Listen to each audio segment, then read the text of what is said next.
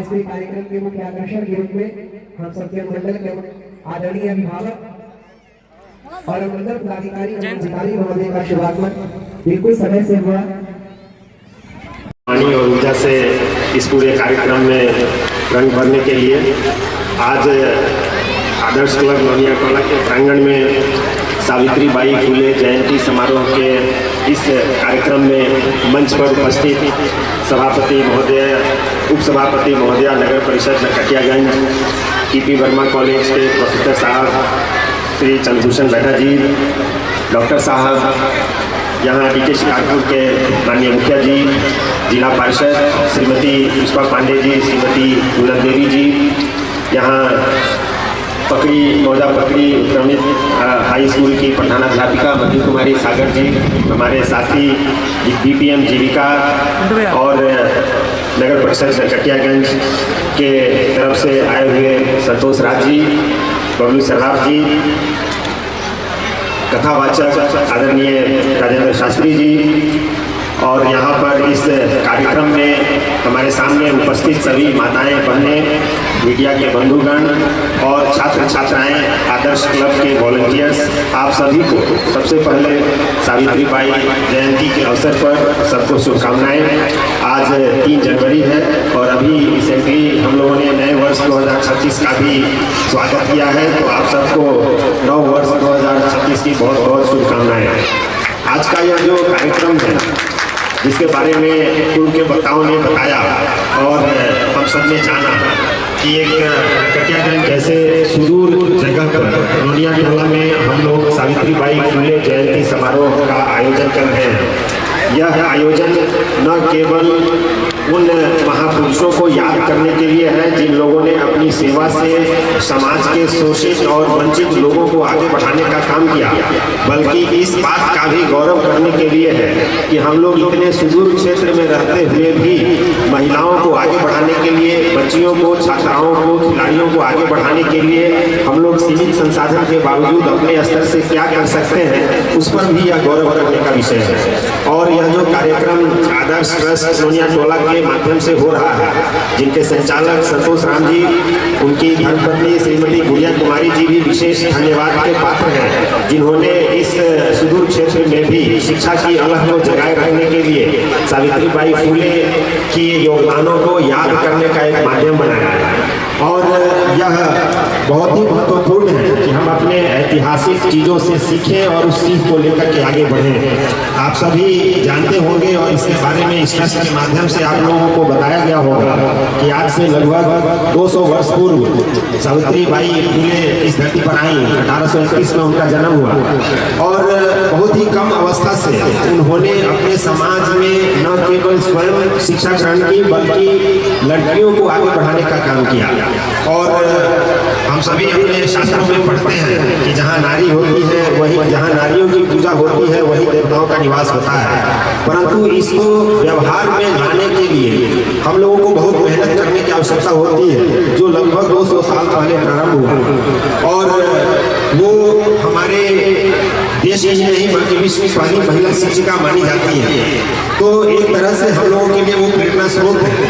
कम आयु में शादी होने के पश्चात उनके पतिदेव ने उनको पढ़ाया और इस योग्य बनाया कि वो शिक्षिका बन सके, और अपने समाज में उन्होंने कई सारे स्कूलों की स्थापना की। जो लोग अभी विद्यालयों में पढ़ते हैं, इतिहास की किताबों में पढ़ेंगे कि उस समय के कमिश्नर 1853 में वहाँ के जो कमिश्नर थे अंग्रेज, जब वो आए थे तो पुणे के बगल में उनका शहर है जहाँ पर विद्यालय था, और उस विद्यालय का उन्होंने भ्रमण किया था। और भ्रमण करने के पश्चात उन्होंने बताया कि जिस प्रकार की व्यवस्था स्कूल में है, उस समय उनके स्कूल में जो सावित्री बाई थी, उनके स्कूल में छात्राओं की संख्या वहाँ के सरकारी विद्यालयों में छात्रों की संख्या से अधिक थी। तो इस बात से वो बहुत प्रभावित हुए और उन्होंने माना कि जिस प्रकार की व्यवस्था के माध्यम से छात्राओं को यहाँ शिक्षित किया जा रहा है, ये छात्राएं आगे चल करके देश के लिए बहुत महत्वपूर्ण योगदान देंगे, और ये सच साबित हुआ।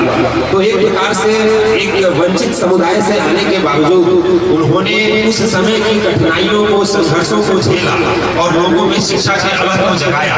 आज हम लोग जब उनके इस धरती पर आने के लगभग 200 वर्ष बाद आज की परिस्थिति को देखें तो आज काफी बदलाव हुआ है, और ये बदलाव महिलाओं को आगे बढ़ाने के कारण ही हुआ है। सभी सरकारों ने, सरकारी व्यवस्थाओं ने, देश और प्रदेश की व्यवस्थाओं ने महिलाओं को आगे बढ़ाने के लिए अनेक कदम उठाए हैं।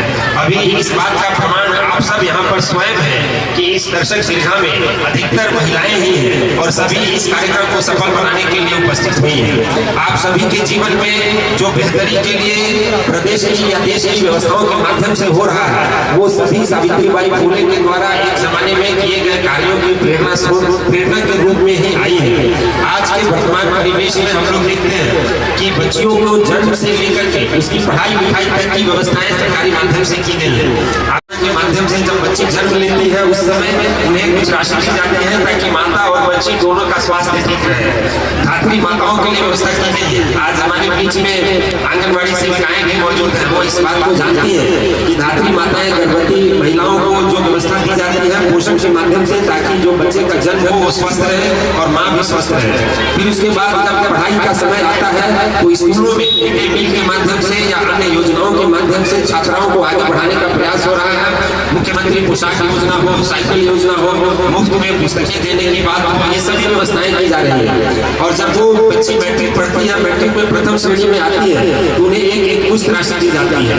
पुनः जब वो इंटर में पास करती है, प्रथम श्रेणी से आती है तो उन्हें भी एक मुश्त 25,000 रुपए दी जाती है। जब वो स्नातक कर जाती है तो उन्हें एक मुश्त 50,000 रुपए देने की व्यवस्था है। ये सभी प्रोत्साहन है ताकि बच्चियां आगे आए और बढ़े।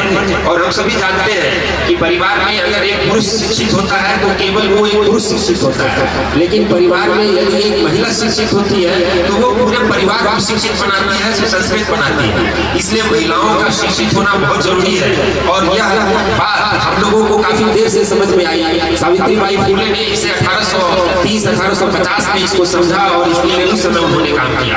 तो इसके लिए आज हम उनको याद करें और उनको याद करके आज के वर्तमान परिवेश में हम अपनी माताओं को कैसे आगे बढ़ाएं, अपनी बहनों को, छात्राओं को, खिलाड़ियों को हर क्षेत्र में कैसे आगे बढ़ाएं, इसके लिए हम लोगों को काम करने की आवश्यकता है। यह अत्यंत खुशी की बात है और गौरव का विषय है कि यहाँ पर इस कार्यक्रम में हम लोगों ने जो सम्मानित किया और अभी सम्मानित करने के लिए लोगों की सूची यहाँ पर उपलब्ध है, उसमें अनेक छात्राएं हैं, अनेक लड़कियां हैं। ये इस बात को प्रमाणित करती है कि आज के समय में हमारी बहनें, हमारी माताएं बहुत आगे बढ़ रही है। अभी हम लोग विद्यालय की बात कर रहे थे, एक प्रधानाध्यापिका यहाँ पर उपस्थित है।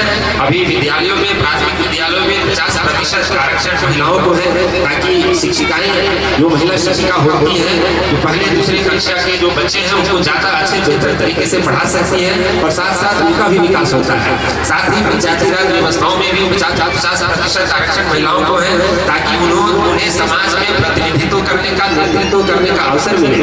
और आप लोगों को जानकर आश्चर्य होगा, यदि आप प्रबंधन के क्षेत्र में, नेतृत्व के क्षेत्र में अध्ययन करें तो पाएंगे कि बड़े बड़े कंपनियों और ऑर्गेनाइजेशन जिनके प्रमुख, जिनके मैनेजिंग डायरेक्टर या जिनके जो हेड होते हैं वो महिलाएं हैं, वो बहुत ही बेहतर संस्थाएं काम कर रही हैं। तो इस बात को स्वीकार करने में कोई संकोच नहीं है कि यदि महिलाओं को अवसर प्रदान किया जाए तो वो हर क्षेत्र में बहुत ही बेहतर तरीके से काम करती है। आज इस कार्यक्रम में अनेक जीविका दीदियां भी उपस्थित हैं। मुख्यमंत्री महिला स्वरोजगार योजना के माध्यम से आप लोगों को और सशक्त बनाने का प्रयास किया जा रहा है और यहाँ पर हमारी बीपीएम जीविका है, उन लोगों ने भी आपको इस बारे में बताया होगा। आप लोग और आगे बढ़े, सरकार हर कदम पर आपके साथ रहती है और आपको आगे बढ़ाने का काम करती है।